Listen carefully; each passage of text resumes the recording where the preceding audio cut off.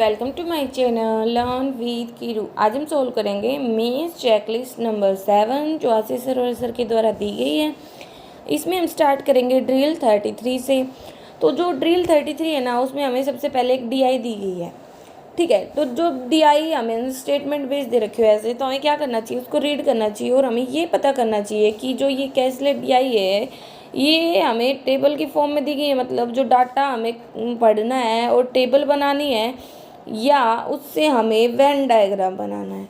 Okay, तो आपको ये कैसे पता चलेगा कि वेन डायग्राम क्या है? तो जब ना वो स्टेटमेंट्स में वर्ड यूज़ हो, ओनली, ठीक है, ओनली, बोथ, ये इस टाइप के वर्ड्स यूज़ हों, तब जब तो है ना हम मान के चलते हैं कि वो क्या है, एक वेन डायग्राम बेस्ड डीआई है। ठीक है, तो जैसे कि यहाँ पे हमें क्या बोला गया है, एक सर्वे कंडक्ट किया गया था, कुछ बॉयज़ थे और कुछ गर्ल्स थे उनके बीच में। ठीक है, पहले मैं आपको ऐसे समझाऊंगी, फिर मैं आपको इनका पूरा मैनुअल सॉल्यूशन दिखाऊंगी हैंड रिटन।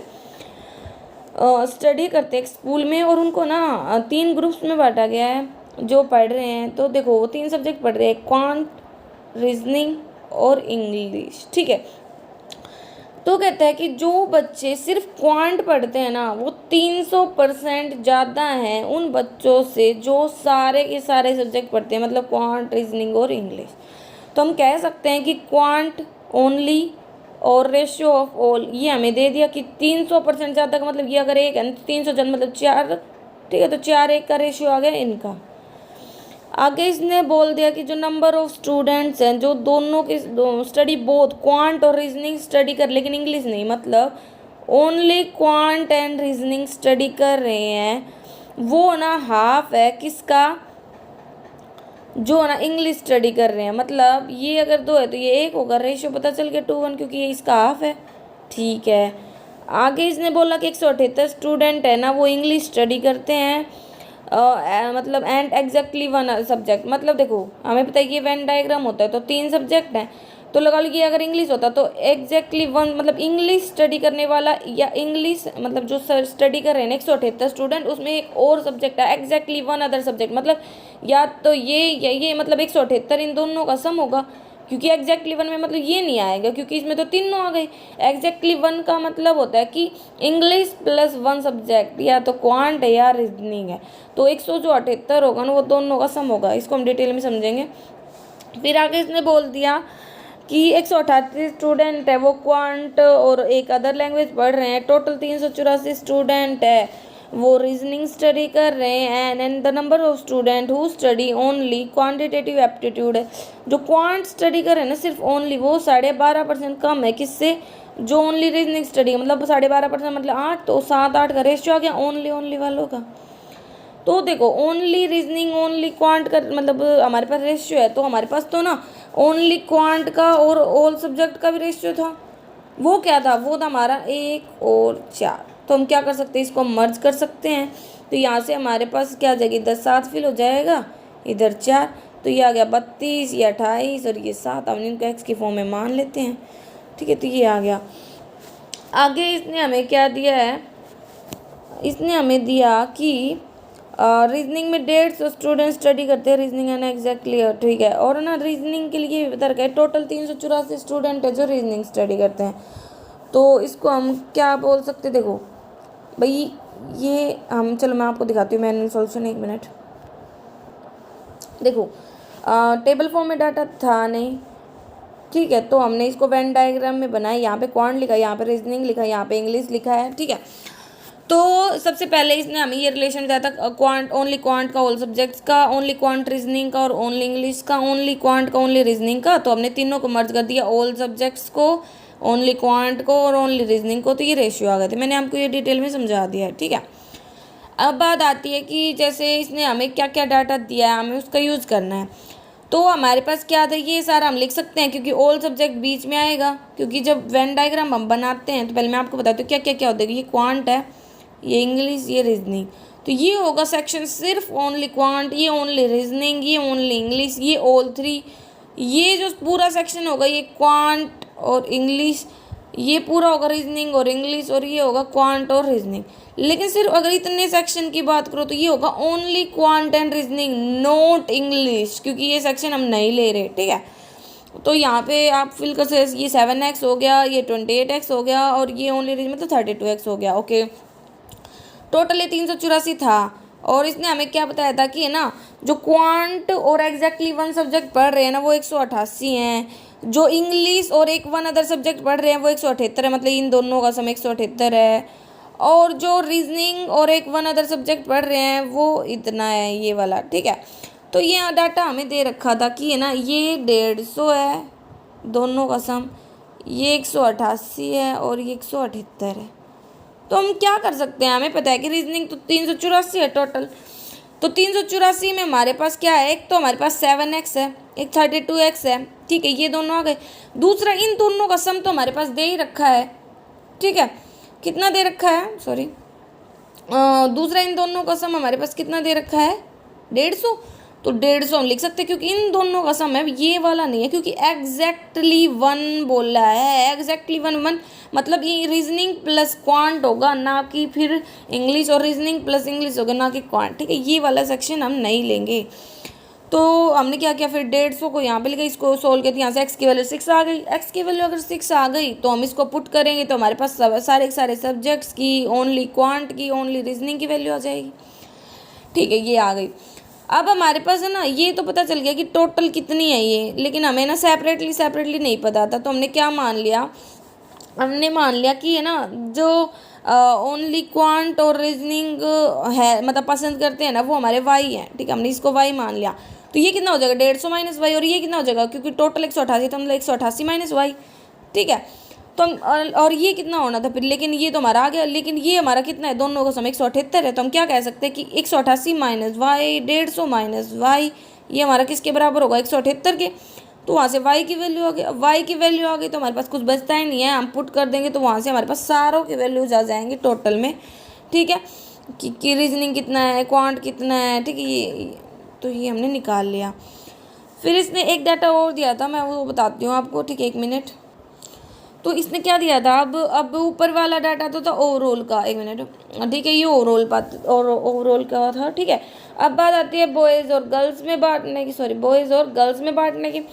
तो इसने गर्ल्स के रिगार्डिंग डाटा क्या दिया गया, कुछ रिलेशंस बताए गए हैं कि जो नंबर ऑफ गर्ल्स है ना, जो एग्जैक्टली 2 सब्जेक्ट पढ़ रही हैं, एग्जैक्टली 2 का मतलब क्या है, इंग्लिश रीजनिंग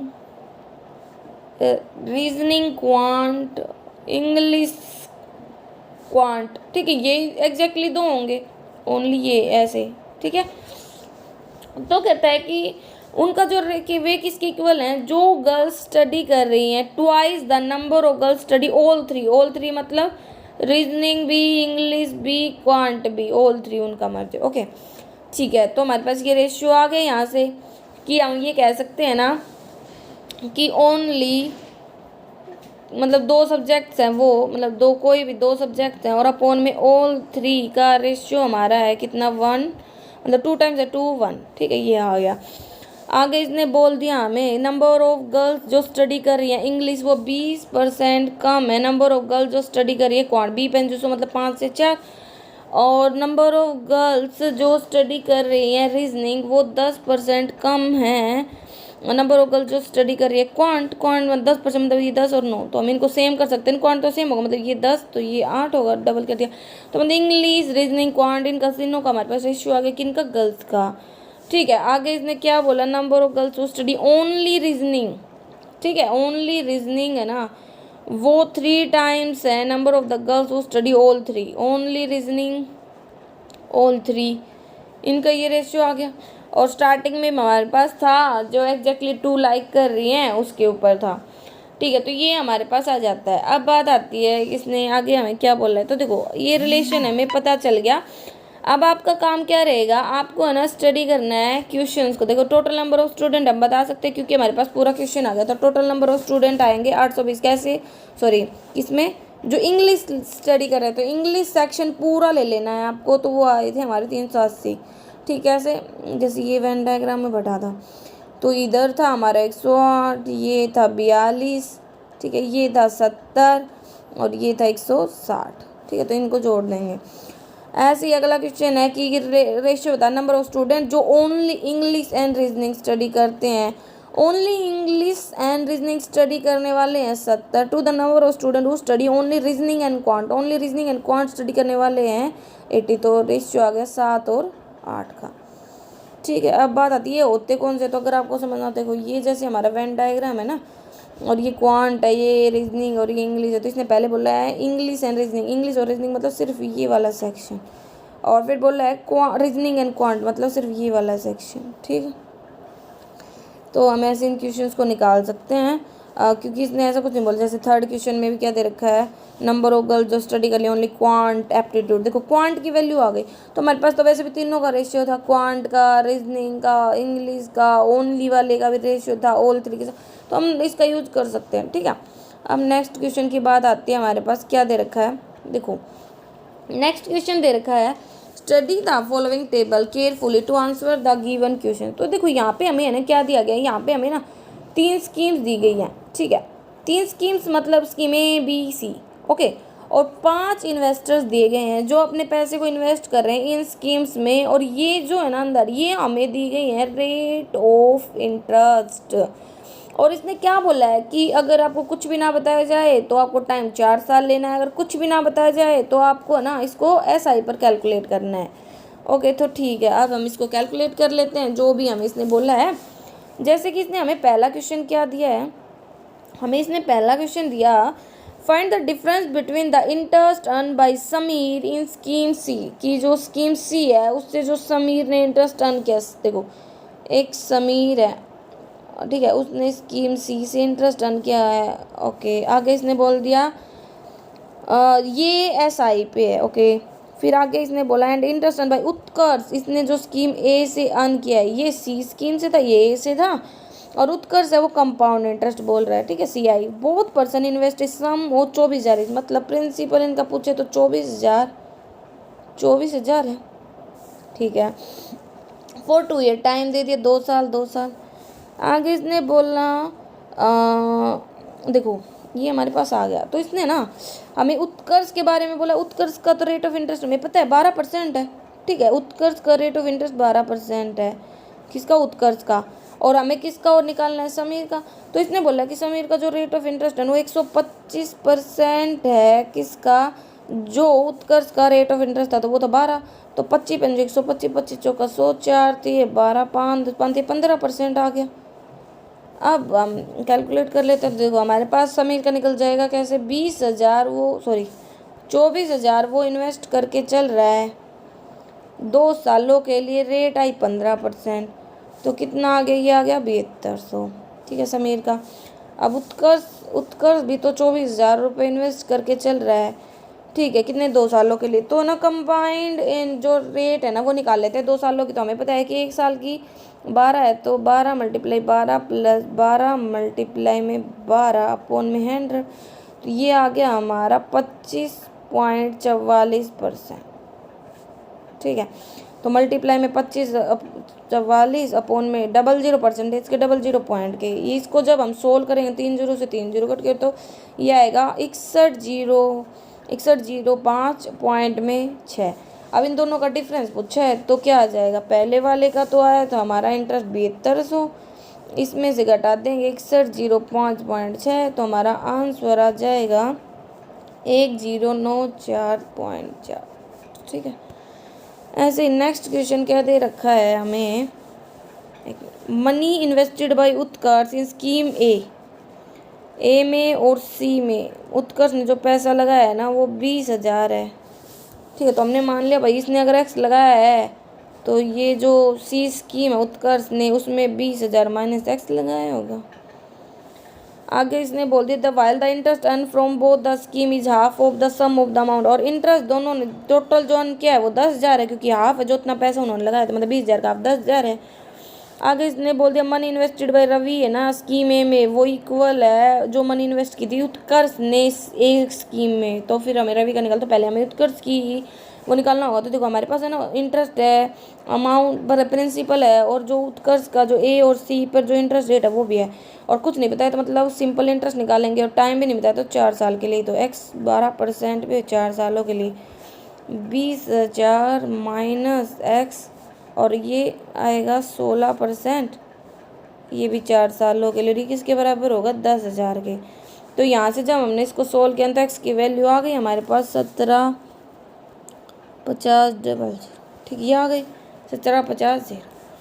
अब इसने बोला था कि रवि की जो मतलब वैल्यू है ना ए में जो इन्वेस्ट की थी वो उसी के बराबर, तो ये एक्स की वैल्यू वही आई है 17,500। तो इस पे इंटरेस्ट कितना बोलेगा रवि, क्योंकि रवि का क्या बोला गया है कि रवि इन्वेस्ट करते हैं स्कीम में, तो रवि का स्कीम में 15% है। ठीक है, और टाइम कुछ नहीं बताया था, मतलब 4 साल के लिए। तो यहाँ से जब हम इसको सोल्व करते हैं तो हमारा आंसर आ जाता है 0500। ठीक है, तो ये हमारे क्वेश्चन थे, तो इसको हम आसान से कर सकते हैं क्योंकि डाटा ये हमें बताएगा ही कुछ ना कुछ। बस हमें ना कंपाउंड इंटरेस्ट और सिंपल इंटरेस्ट का बेसिक क्लियर होना जरूरी है इनको सोल्व करने के लिए। ठीक है, अब मैनुअल दिखा देते हैं 1 मिनट। जैसे कि ये हमारा क्वेश्चन था, ये हमें सारा डाटा दिया गया था, टाइम 4 साल था, अगर कुछ भी नहीं बताया गया था तो एसआई निकालना था। पहले वाले क्वेश्चन में हमें जैसे प्रिंसिपल 20,000 दिया था, टाइम 2 साल दिया था, रेट ये 15% आई थी और ये दे रखी थी 12%। तो समीर का तो एसआई की हेल्प से 7200 आ गया था, उत्कर्ष का सीआई की हेल्प से इतना आ गया था, और दोनों का डिफरेंस हमने निकाल लिया था। ऐसे ही सेकंड क्वेश्चन में भाई इन दोनों का टोटल इन्वेस्टमेंट दे रखी थी, इंटरेस्ट दे रखी थी, तो हमने ये लगाया एस आई का फॉर्मूला, क्योंकि principal multiply rate multiply time is equal to S I upon में हंड्रेड, यही तो होता है। तो लगा दिया, तो यहाँ से हमने एक्स की वैल्यू निकाल ली थी, एक्स की वैल्यू आ गई थी 17,500। इसके ऊपर हमने 15% की रेट से 4 साल के लिए लगाया, तो रवि का इंटरेस्ट भी आ गया। ठीक है, अब नेक्स्ट क्वेश्चन करते हैं।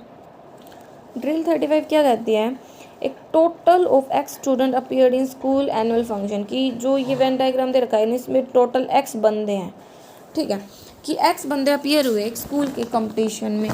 आगे इसने बोल दिया 3 डिफरेंट एक्टिविटीज़ में वो पार्टिसिपेट करे, डांसिंग, सिंगिंग एंड स्पोर्ट्स। फिर जो वेन डायग्राम है उसमें दिखा रखे हैं पार्टिसिपेंट्स को। तो बस सीधा हमें क्वेश्चन पूछा गया। तो देखो एक बात हमें पता होता है कि जो वेन डायग्राम का जो सम टोटल होगा ना वो टोटल नंबर के बराबर होगा। तो हम क्या कह सकते हैं, इनका जो सम टोटल है, मतलब जो ये वैल्यूज़ हमें दी गई हैं, जैसे 2x + 15 + 3x + 20 + x/5 + 2x/15 + x/20 + k + x/4, ये किसके बराबर होंगी सारी वैल्यू, ये बराबर होंगी हमारी किसके, 1 मिनट, ये बराबर हो जाएंगी हमारी x के।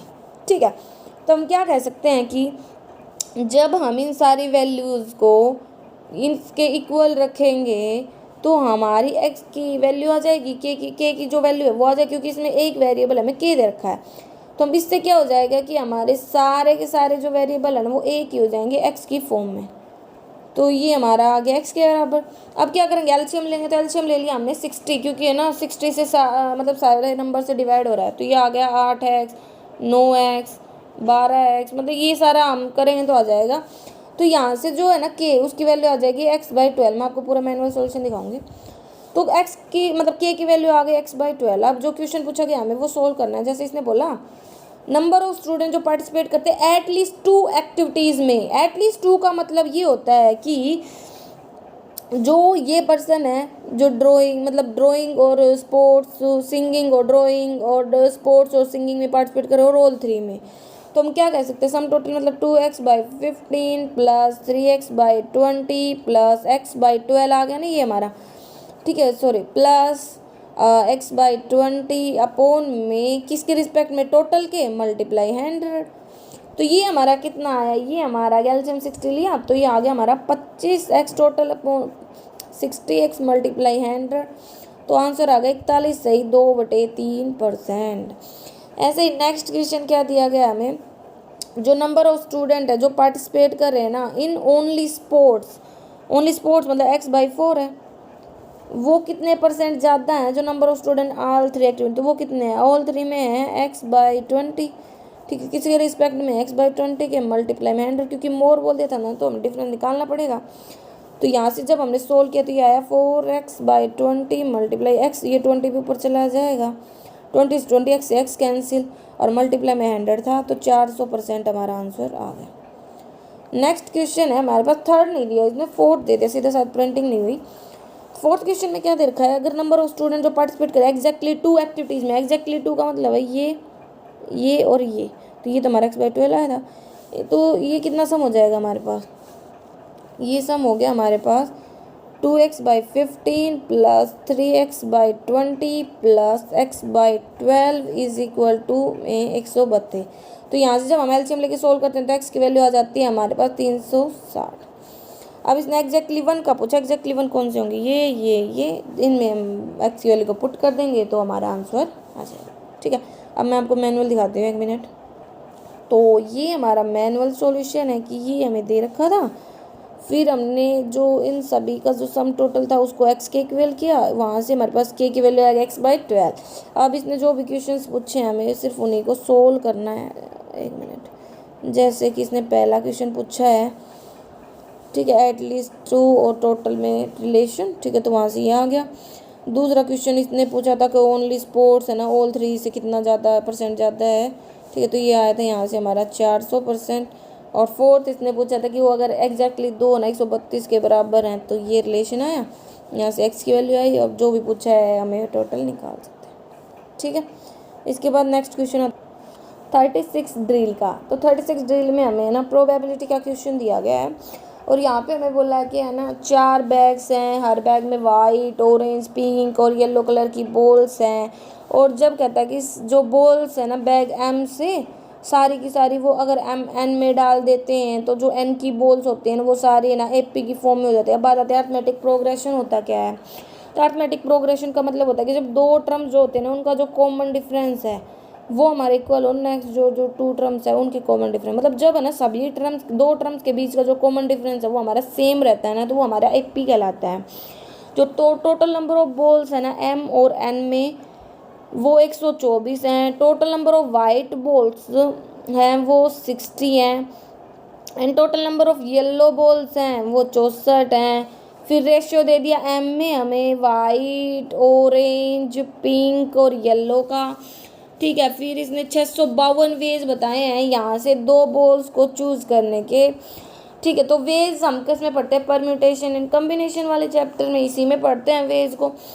तो देखो अगर हम मान ले जैसे ये M था, इसमें इसने बताया था कि है ना हमने मान लिया 4y है वाइट, 6y है ऑरेंज, 3y है पिंक और 5y है येलो, ठीक है।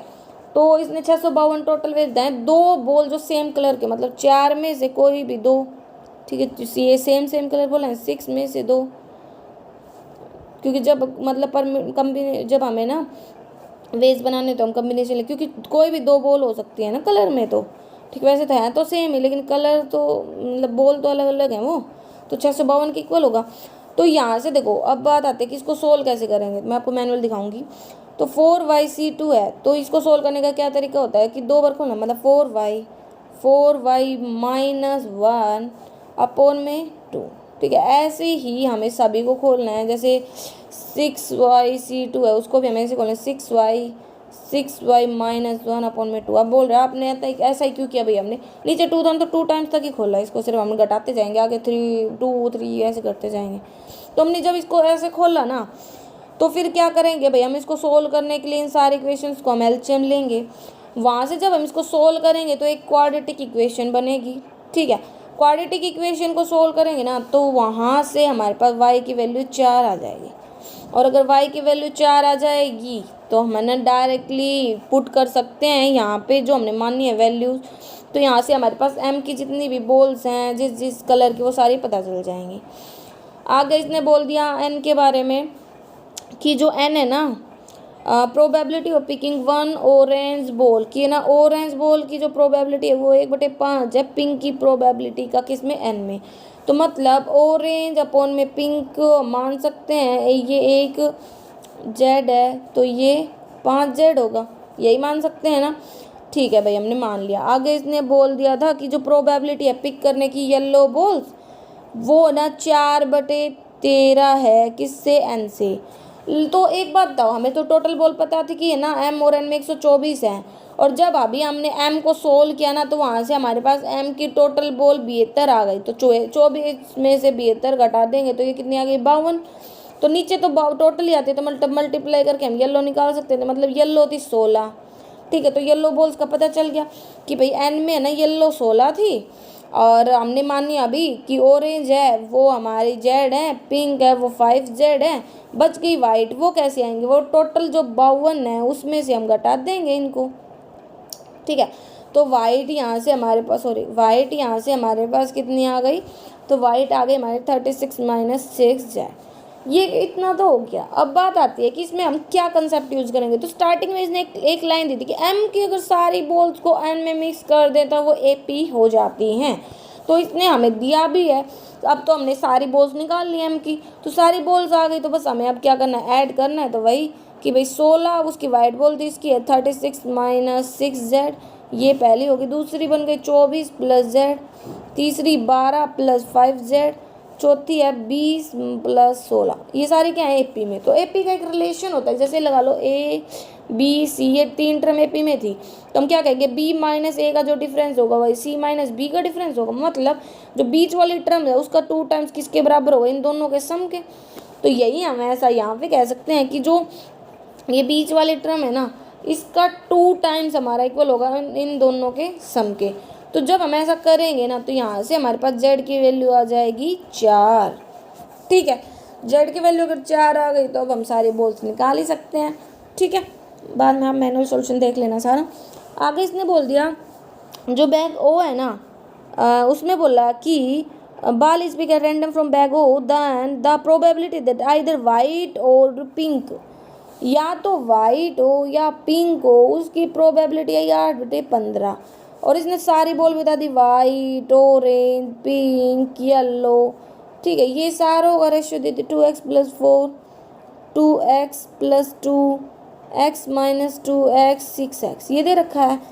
और इसने क्या बोला है, बस यही बोला है ओ के बारे में। तो देखो हमें तो पता चल गई नंबर ऑफ बॉल्स और प्रोबेबिलिटी वाइट हो या वाइट और पिंक का मतलब होता है, और का मतलब होता है याद रखना ऐड, और जब एंड आएगा इसका मतलब होता है मल्टीप्लाई। तो और है तो मतलब हम करेंगे ऐड। तो मतलब भाई हमें पिक करनी है वाइट और पिंक, तो वाइट कितनी है 2x + 4, या मतलब ऐड, या हमें पिंक पिक करनी है तो वो x - 2, किस में से, टोटल में से। टोटल हमने जब सारी इनको जोड़ा x के फॉर्म को दिया है 6x, ये किसके बराबर है, ये हमारा 8/15 के बराबर है। तो यहाँ से जब हमने सोल्व किया तो x की वैल्यू आ गई हमारे पास 10, x की वैल्यू 10 आ गई, तो यहाँ पे पुट करके हम सारे वैल्यूज निकाल सकते हैं। ओके, अब बात आती है p की। तो p में क्या बोला कि जो प्रोबेबिलिटी है ना पिंक बॉल की, वो 50% ज़्यादा है, मतलब 3/2 है किसका, जो प्रोबेबिलिटी है पिक करने की पिंक बॉल ओ से। तो ओ से पिंक बॉल कैसे पिक करेंगे भैया, हमारे पास है ना ओ में x की वैल्यू आ गई 10 और पिंक बॉल कितनी थी हमारी, थी x - 2, मतलब पिंक बॉल हो गई 8। ओके, और किसके रिस्पेक्ट में निकलेंगे, टोटल के, टोटल कितनी थी 6x और x वैल्यू 10 मतलब 60। तो यहाँ से हम इसको कर देते हैं। तो ये आ गया हमारा, काटने के बाद 2 चौके 8, 4 एकम 4, 4 3 5 1/5। ठीक है, तो जो p था ना p, उसमें पिंक की प्रोबेबिलिटी आ गई 1/5। ओके, और टोटल बॉल्स हमारे पास कितनी है, इसमें 50 दे रखी है हमें कि है ना, टोटल और p में 50 है, तो मतलब 50 करेंगे तो मतलब पिंक बॉल आ गई हमारे पास 10। ठीक है, पिंक बॉल आ गई। तो ये हमारी क्वेश्चन की जो जो वैल्यू थी हम निकाल सकते थे वो हमने निकाल ली हैं, और भी निकाल पाएंगे। मैं आपको अभी टेबल दिखाती हूँ। ठीक है, 1 मिनट। तो देखो ये टेबल है, इसमें ये डाटा मैंने लिखा, जैसे इसने बोला था दोनों का टोटल पहले 124 है, ये 64 है, ये 60 है, और ये टोटल p का 50 है, ये हमने देख लिया। तो ये दे रखा है इसने। ठीक है, और ये p में एम की जो सारी बोला एन में मिक्स कर दे, एम का रेशियो दे रखा था और 652 वेज थे, तो हमने ये निकाला और यहाँ से y की वैल्यू आ गई 4। ऐसे ही ऑरेंज का रिलेशन दे रखा था, ऑरेंज और पिंक का, तो हमने 1Z 5Z मान लिया था। तो वहाँ से येलो की टोटल कैसे है, क्योंकि ना जब एम में टोटल में से एम को घटाएंगे तो एन की बॉल्स आ जाएंगी ना, तो वहाँ से हमारे पास 52 आ गई थी ये, क्योंकि ये 120 ये 72 आई थी, तो 72 को 124 में से घटाया था तो 52 आई थी। और ये हमने बॉल कैसे निकाली वो, क्योंकि है ना हमारे पास यहाँ से है ना वाई की वैल्यू 4 आ गई थी, तो बस 4 को इनसे मल्टीप्लाई करके ये सारी बॉल्स हम निकाल सकते थे। फिर हमें पता है कि भाई सेकंड और फर्स्ट टर्म का जो डिफरेंस होता है वो थर्ड और सेकंड का जो डिफरेंस होता है उसके बराबर होता है। मतलब 2 टाइम्स और सेकंड टर्म वो थर्ड और फर्स्ट के सम के बराबर होगा। तो यही रिलेशन हमने यहाँ पे अप्लाई कर दिया। 1 मिनट, जैसे कि यहाँ पे क्योंकि ये सारी AP में थी तो अप्लाई करेंगे तो यहाँ से Z की वैल्यू 4 आ गई। Z की वैल्यू 4 आने के बाद हमारे पास सारी वैल्यूज़ आ गई। फिर ओ बैग में हमारे पास क्या है, ओ बैग में हमारे पास है कि ये सारी हमें दे रखी है, ये प्रोबेबिलिटी दे रखी थी, तो हमने ली पिंक की, वाइट की और पिंक की, और इसके बराबर के, तो यहाँ से एक्स की वैल्यू 10 आ गई। पुट करेंगे हमारे पास सारी वैल्यूज आ जाएंगी। अब बैग पी की बारी आती है, तो बैग पी में क्या दे रखा है भाई, पिंक की प्रोबेबिलिटी कितना है, पिंक की जो प्रोबेबिलिटी है ओ बैग में, और टोटल बोल दे रखी थी, तो पहले ओ की निकाली जो भी पिंक की प्रोबेबिलिटी थी ओ में, और फिर वहाँ से पी की निकाली तो वन टोटल बोल दी, तो पिंक की बोल आ गई। अब देखो ये सारी वैल्यूज हमारे पास आ गई, तो टोटल हमारे पास है, तो हम ये भी तो निकाल सकते हैं, टोटल हमारे पास है, तो क्योंकि ये एन सारी आ गई ना हमारे पास, ठीक है, तो यहाँ से हमारा आंसर आ जाएगा। तो जो भी क्वेश्चन ये पूछेगा अब हम उसका आंसर आसानी से निकाल सकते हैं, ठीक है। जैसे कि क्वेश्चन है, the probability of 2 balls 1 yellow and 1 white प्रो बैंक एम, एम से है ना एक येलो और एक वाइट निकालने की प्रोबेबिलिटी अगर पी है, तो probability of picking 2 balls 1 orange and 1 pink bag P से उसकी प्रोबेबिलिटी की है। तो देखो आसानी से निकाली, इनकी सारों की वैल्यू है हमारे पास पी, और क्योंकि फिर जो वैल्यूज है उनकी हमें मल्टीप्लाई करनी है, तो ये क्वेश्चन तो आसान ही है, इनमें प्रॉब्लम नहीं आएगी आपको, ठीक है। नेक्स्ट क्वेश्चन देख लेते हैं। ड्रिल में हमें DI बेस्ड क्वेश्चन दे रखा है, तो यहाँ पे हमें एक पाई डायग्राम दिया गया है, ठीक है, पाई चार्ट दिया गया है, और एक हमें बार ग्राफ दिया गया है, ओके। तो इसने क्या बोला है कि 5 दोस्त हैं, उनके पास 10 रुपये, 20 रुपये और 50 रुपये के कुछ नोट्स हैं, और जो ग्राफ है ना ये जो दिखा रहा है यहाँ पे हमें एवरेज नंबर दिखा रहा है 10, 20 का और 10 और 50 का, ठीक है, एवरेज दिखा रहा है, ओके। आगे इसने बोला कि जो पाई डायग्राम है ना, ratio of the total number of 10 रुपी, और है ना जो टोटल नंबर है 10 का, 20 का, मतलब और 50 का रेशियो भी दे दिया, 10, 5, 4 के रेशियो में, ओके। आगे इसने बोल दिया कि है ना हैज़ ओनली 4400 रुपीज़ हैं इन डिनोमिनेशन ऑफ 20 रुपीज़, कि 4400 रुपीज़ हैं, 20 रुपये की डिनोमिनेशन, मतलब 20 रुपये क्या, एक नोट की वजह से 20 का मतलब 20 रुपये का नोट है, 20 डिनोमिनेशन है उसकी, तो कितने नोट होंगे 20 रुपये के, 2 दूनी 4 2 मतलब 220 नोट होंगे किसके पास, किसकी बात हो रही है, ये आर की, ओके। तो ये आर के पास 220 नोट हो गए 20 रुपये के। आगे इसने ये हमें क्या दिया है, डिग्री में दिया गया है, किसका, 50 रुपये का डिस्ट्रीब्यूशन डिग्री में, हमें पता है ना कि पूरा पाई चार्ट किसके इक्वल है, 360 के, ओके। तो ये हमें दे रखा था, ये एवरेज है, तो हम इनका टोटल कैसे निकाल सकते हैं भाई, 2% का है तो टोटल हो जाएगा 300 का डबल 340 का डबल 380 का 320 का, ठीक है। मैं आपको अभी दिखाती हूँ मैनुअल सॉल्यूशन, 1 मिनट। तो देखो हमने क्या किया, जैसे टोटल निकालने के लिए डबल कर दिया, जो भी एवरेज दे रखा था तो टोटल आ गया, ओके।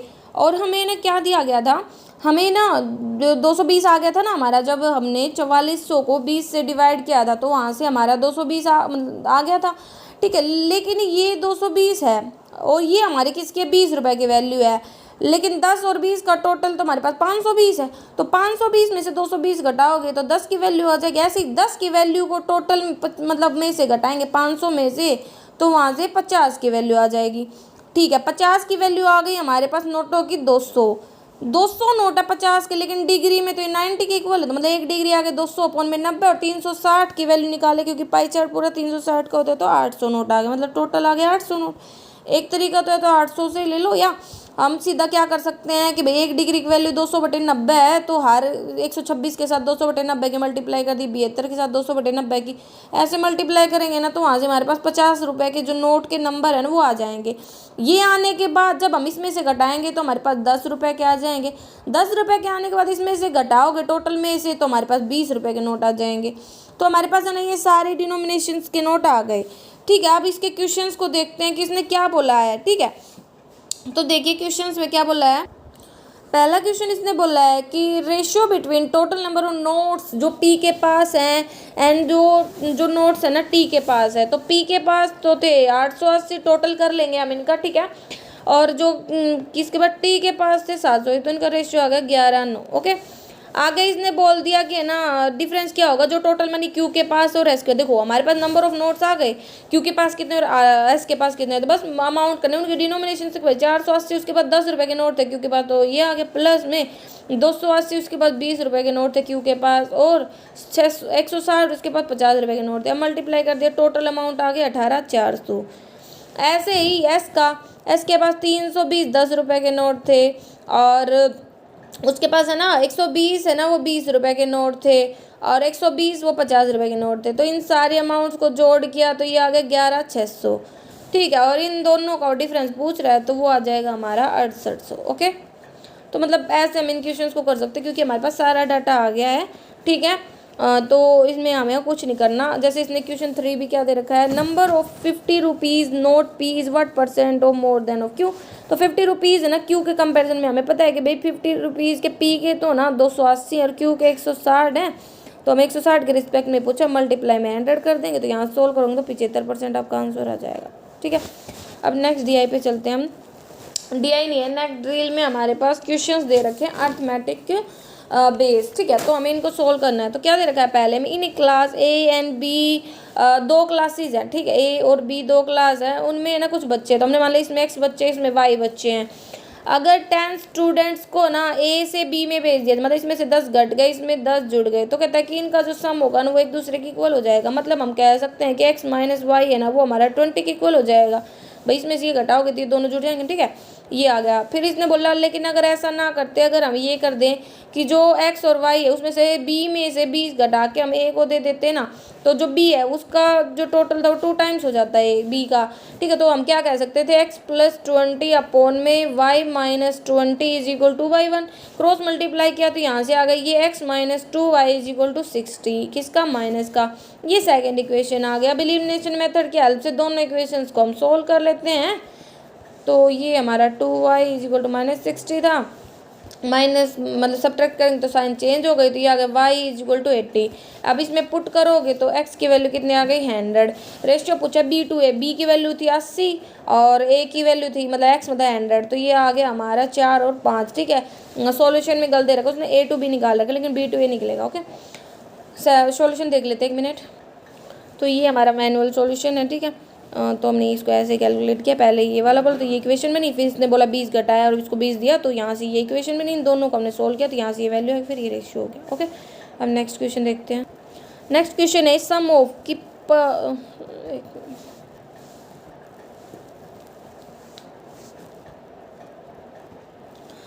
सम है ना किसका 15,525 का डिवाइड किया गया सपना, अमित और जय में। लेकिन कहता है कि अगर 22, 35 और 48 रुपये घटा देते हैं इनके सम में से, टोटल में से, तो कहता है कि जो रिमेनिंग शेयर का रेशियो वो 7, 10, 13 होगा। तो एक हम क्या कर सकते हैं भाई, 15,525 में से ही अगर हम 22, 35 और 48 घटा दें तो हमारे पास इनके रेशियो की अमाउंट आ जाएगी। तो ये जब हम घटाते हैं तो ये आता है हमारा 15,420। इसको हम किसके इक्वल मान सकते हैं, 7x, 10x और 13x के। तो यहाँ से हमारे पास x की वैल्यू आ जाती है 514।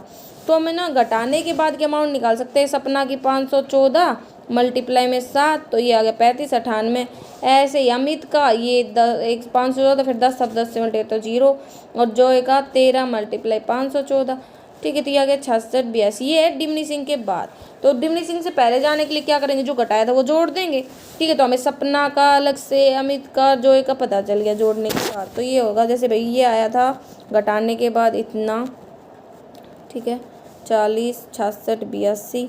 इसमें हम उन्होंने जो घटाया था 22, 35 वो जोड़ दिया और जो 48, और फिर इसने बोला और 16, 77 और 37 जोड़े, तो मतलब 16, 77 और 37 जोड़ दे तो रेशियो कितना हो जाएगा, हमें ये बोला है। तो इनका टोटल आ जाएगा, उनको काट देंगे तो हमारा आंसर आएगा 35, 52, 67। ठीक है, मैं आपको दिखाती हूँ 1 मिनट। तो ये आप देख सकते हो कि ये टोटल था, ये घटाने के बाद का रेशियो है, टोटल में से घटाया तो ये आया, और इनका इक्वल है ना, यहाँ से x की वैल्यू आई, इनके इक्वल किया तो डिमिनिशिंग के बाद के टोटल आया, इसमें से हमने ये वैल्यू जोड़ी तो यहाँ से ये टोटल आया, और इनका फिर रेशियो हमारा आ जाएगा। ठीक है, तो ये हमारा सेकंड था। अब थर्ड पे चलते हैं। थर्ड क्वेश्चन क्या दे रखा है, ratio of the parameter of A square field. Square ऐसा होता है हमारा जिसकी चारों भुजाएं बराबर होते हैं, तो इसका पैरामीटर क्या हो जाएगा 4 साइड। और एक ट्रायंगल शेप का दूसरा फील्ड है, उसका पैरामीटर मतलब 3 साइड, क्योंकि इक्विलेटरल ट्रायंगल की तीनों भुजाएं बराबर होती है। 8, 9 दे रखा है।